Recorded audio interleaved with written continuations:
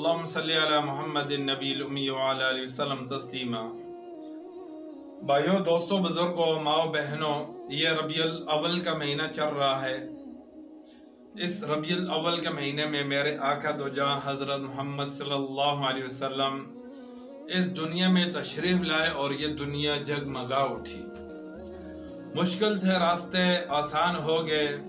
दुश्मन भी ये देखकर हैरान हो गए। जब कदम रखा मेरे नबी ने इस दुनिया में, तो पत्थर भी कलमा पढ़कर मुसलमान हो गए।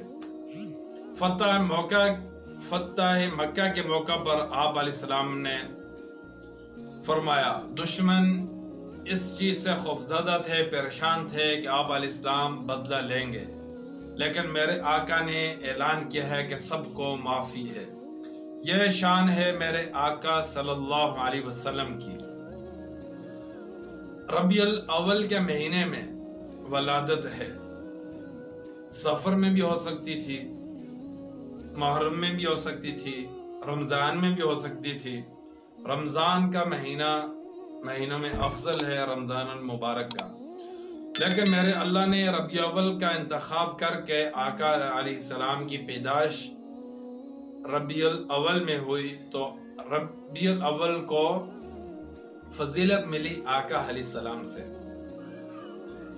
जब इंसान दुनिया में आता है, आने से पहले उसकी कोई खबर, कोई उसका पता नहीं होता। सीरत नबी अलैहिस्सलाम, सीरत कहते हैं इंसान के वाक़यात को, उनके किरदार को।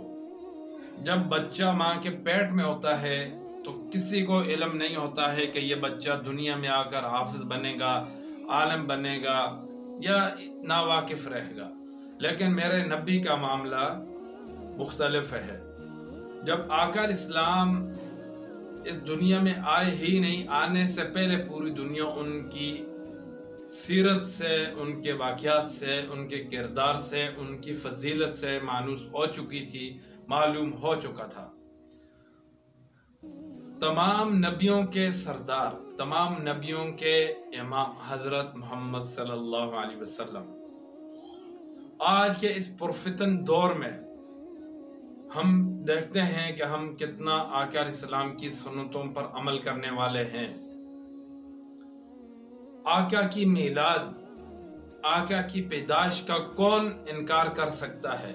दुनिया में शायद ही कोई ऐसा गिरोह होगा जो आका अलैहिस्सलाम की पैदाइश का इनकार करे। हर एक इसका इकरार करता है कि आप अलैहिस्सलाम दुनिया में तशरीफ लाए, आप आखिरी नबी हैं और तमाम नबियों में सबसे अफजल नबी हैं।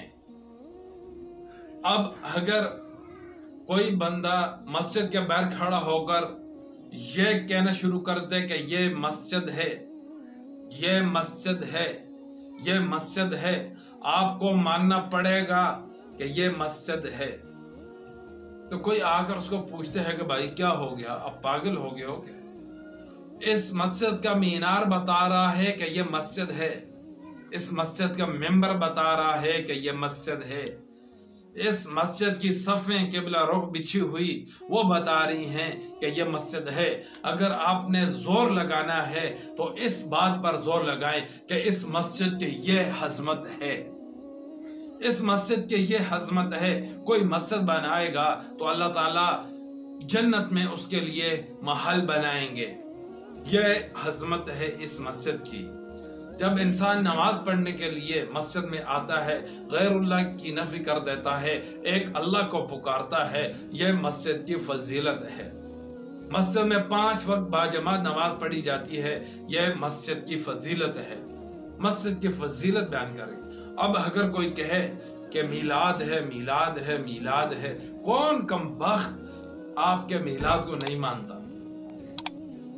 अक्सर यह कहा जाता है कि मैं इख्तलाफात की तरफ नहीं जाऊंगा, लेकिन ये बात मैं क्लियर करना चाहूंगा कि ये कहा जाता है कि आका के मिलाद को हम नहीं मनाते।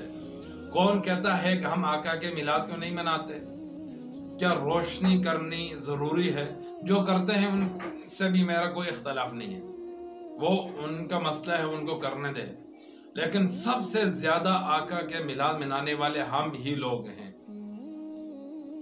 کیا قرآن روشنی نہیں ہے؟ یہ آج کل کی جو بجلی چل رہی ہے، کیا ہم اس کو لگائیں گے تو پھر ہم عاشق رسول کہلائیں گے؟ قرآن پڑھنا یہ روشنی نہیں ہے، قرآن پڑھانا یہ روشنی نہیں ہے، اور ہم نے خرافات اور بدعات کا راستہ اپنا لیا ہے۔ جو اصل مقصد ہے ہم اس سے پیچھے ہٹ گئے ہیں۔ اگر آپ نے زور لگانا ہے، اگر میں نے زور لگانا ہے، اس بات پر زور لگائیں کہ آقا کا کھانا کیسا تھا، آقا کا پینا کیسا تھا، آقا کا چلنا کیسا تھا، آقا کا بیٹھنا کیسا تھا، آقا کی جنگ کیسی تھی، آقا کا صلح کیسی تھی، آقا کے معاملات کیا تھے، آقا کی عبادات کیا تھی، آقا کے دین کے امور کیا تھے، آقا کے حکم کیا تھے۔ اگر ہم نے زور لگانا ہے، ان کے اوپر ہم لگائیں۔ وہ نبی جس نے اپنی امت کے لیے کتنی مشقت برداشت کی، کتنی تکالیف برداشت کی، آج ہم امت، آج یہ امت ان کو بھول گئی ہے۔ خرافات بدعات کے راستے پر ہم چل پڑے ہیں۔ نبی کی کتنی سنتوں پر ہم عمل کرنے والے ہیں، ان سے ہم دور ہو گئے ہیں۔ قربان جاؤں اپنے پیارے نبی حضرت محمد صلی اللہ علیہ وسلم کا کہ انہوں نے حتیٰ کہ بیت الخلاء میں جانے کا طریقہ بھی بتا دیا۔ یہ ہے میرے آقا، تمام نبیوں سے افضل حضرت محمد صلی اللہ علیہ وسلم کی زندگی ہم پڑھیں۔ وَأَطِيعُوا اللَّهَ وَأَطِيعُوا الرَّسُولَ، اللہ کی اطاعت اور اللہ کے ساتھ رسول صلی اللہ علیہ وسلم کی اطاعت کرنی پڑے گی۔ وہ نبی جو آخری وقت میں کہہ رہے ہیں ربی حبلی امتی، ربی حبلی امتی، مولا میری امت کو معاف کرنا، مولا میری امت کو معاف کرنا۔ اور ہم کتنا عمل کر رہے ہیں، کتنے نبی کی سنتوں پر عمل کر رہے ہیں؟ وہ نبی جنہوں نے بھوک برداشت کی، مشقت برداشت کی۔ آج ہم کھانا کھاتے ہیں، ہمارے دسترخوان پر 3 قسم کے کھانے ہوتے ہیں۔ کیا ہم وہ کھا کر اللہ کا شکر ادا کرتے ہیں؟ کیا کھاتے وقت ہم سنت کا خیال رکھتے ہیں؟ 3 قسم کے کھانے کھا کر ہم ڈکار مارتے ہیں، حتیٰ کہ مجال ہے کہ ہم الحمدللہ کہیں یا نبی کے طریقے پر چلیں یا نبی کے طریقے کے مطابق ہم کھائیں۔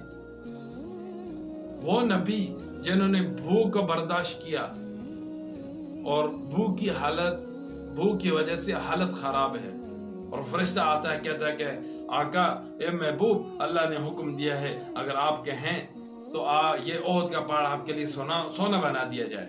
تو آپ علیہ السلام نے کہا کہ نہیں، میں مالدار ہونا نہیں چاہتا، میں تو چاہتا ہوں ایک دن میں کھانا کھاؤں، ایک دن میں بھوکا رہوں۔ یہ ہے میرے نبی۔ آج ہم کتنا ان کی سنت پر عمل کرتے ہیں، کتنا اپنے نبی کے نقش قدم پر ہم جا رہے ہیں۔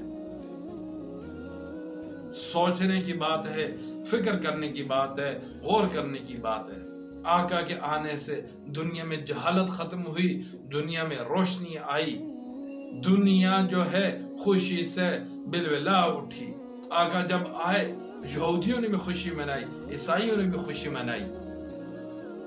یہ ہے میرے حضرت محمد صلی اللہ علیہ وسلم، جن کی عظمت پر، جن کی شان پر میں قربان جاؤں۔ اللہ تعالیٰ سے دعا ہے کہ اللہ تعالیٰ ہمیں سچا عشق نبی عطا فرمائے اور نبی علیہ السلام کی سنتوں پر عمل کرنا والا بنائے۔ وآخر دعواہم الحمدللہ رب العالمین۔